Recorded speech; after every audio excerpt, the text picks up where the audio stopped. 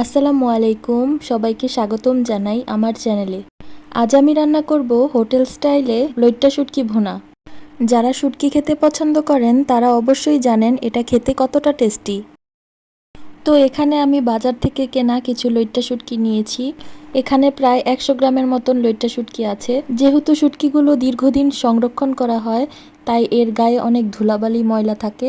এগুলোকে ভালো করে পরিষ্কার করে তারপর আমি আপনাদেরকে দেখাচ্ছি।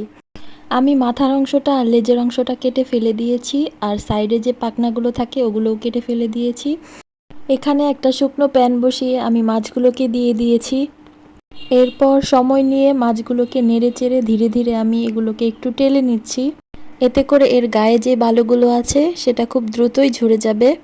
সেই সাথে মাছের আঁশটাও পরিষ্কার করতে সুবিধা হবে, পাশাপাশি এর গায়ে যে জীবাণু আছে সেটাও মরে যাবে। মাছটাকে টালতে টালতে এই পর্যায়ে চলে আসলে এখানে আমি নর্মাল ঠান্ডা পানি দিয়ে দিচ্ছি। পানিটা দেওয়ার পরে 5 মিনিট আমি চুলায় রাখবো। এভাবে করে চুলায় 5 মিনিট ফুটিয়ে নিলে তাহলে আর আলাদা করে ভেজানোর কোনো ঝামেলা থাকবে না। আমি ঢাকনা দিয়ে ঢেকে 5 মিনিট এটাকে ফুটিয়ে নিব। তো 5 মিনিট পর আমি এটাকে কড়াই থেকে উঠিয়ে নিয়েছি। এবার এগুলোকে আমি আবারও ভালো করে ধুয়ে নিব। কড়াইয়ে তেল দিয়ে আমি এর মধ্যে 8-10 কোয়া রসুন দিয়ে দিলাম। এখানে আমি দেশি রসুনটা নিয়েছি, আপনারা চাইলে ইন্ডিয়ান রসুন দিতে পারেন। এরপর আমি এর মধ্যে শুটকিগুলোকেও দিয়ে দিব। শুটকি আর রসুনটাকে আমি তেলের মধ্যে 2-3 মিনিট ভেজে নিব। এতে করে শুটকির যে উগ্র গন্ধটা আছে সেই গন্ধটা চলে যাবে।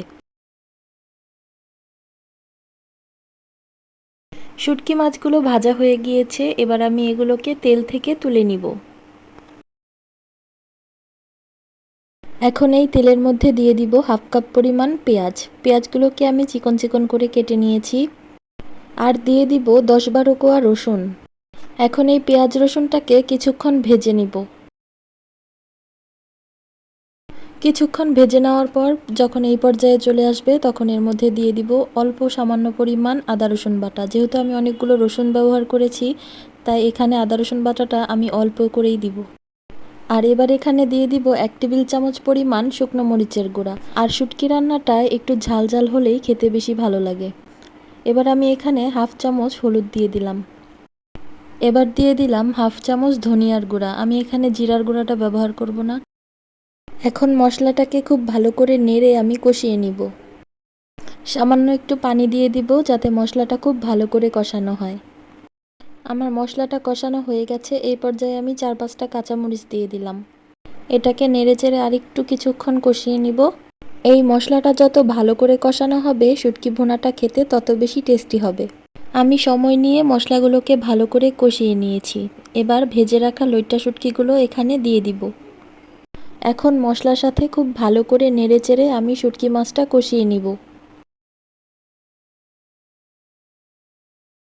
মশলার সাথে শুটকিটা ভালো করে কষানো হয়ে গেলে এই পর্যায়ে আমি 1/2 কাপ পরিমাণ পানি দিয়ে দিব। মাছটা যাতে ভালো করে সিদ্ধ হয়ে যায়। শুটকি মাছগুলোকে ভালো করে নেড়ে দিয়ে এরপর আমি ঢাকনা দিয়ে 5 মিনিট এগুলোকে রান্না করে নিব। 5 মিনিট পর ঢাকনাটা আমি খুলে দিব। একটু নেড়েচেড়ে দিব যাতে মশলাগুলো নিচ দিয়ে লেগে না যায়। মাছের পানিটা অনেকটাই টেনে গেছে, এই পর্যায়ে আমি মাছগুলোকে একটু ভেঙে ভেঙে দিচ্ছি। এতে করে মাছগুলো খেতে বেশি ভালো লাগবে।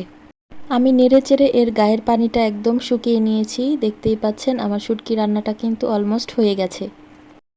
দুপুরবেলা গরম ভাতের সাথে এই লইট্টা শুটকি ভুনা হলে আর কি লাগে। যারা শুটকি খেতে পছন্দ করেন তাদের কাছে এই লইট্টা শুটকি ভুনা খেতে অমৃত। আশা করি আমার আজকের রেসিপিটি আপনাদের ভালো লেগেছে। ভালো লাগলে একটি লাইক করে দিবেন, কমেন্ট করবেন আর চ্যানেলটি সাবস্ক্রাইব করে দিবেন। আল্লাহ হাফেজ।